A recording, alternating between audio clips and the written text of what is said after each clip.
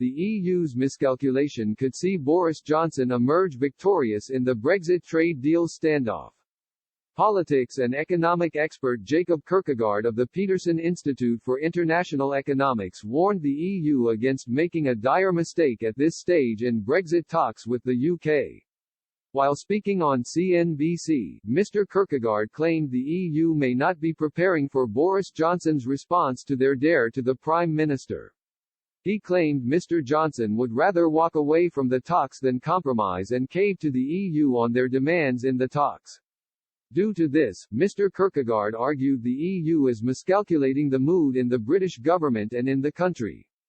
Mr. Kierkegaard said, "I think it is very clear the EU have dared Boris Johnson to walk away. They have signaled they are willing to keep talking, but if Boris Johnson wants to talk for another month or so, he has to acknowledge this." Mr. Kierkegaard also admitted that, at this stage, any Brexit deal will be shallow and only focus on some areas. He said, even if there is a deal, it is going to be a very shallow small deal, focusing predominantly on certain categories of goods. There will be very little, if anything, on services, so a hard Brexit is a given. I certainly think this is the risk the EU is miscalculating. It is that Boris Johnson will believe that it is better to walk away and blame the EU for intransigence and being unreasonable. He will think this will play better in the UK than trying to negotiate what would be a very difficult deal for the UK to accept right to the bitter end. There may be a miscalculation from the point of the EU.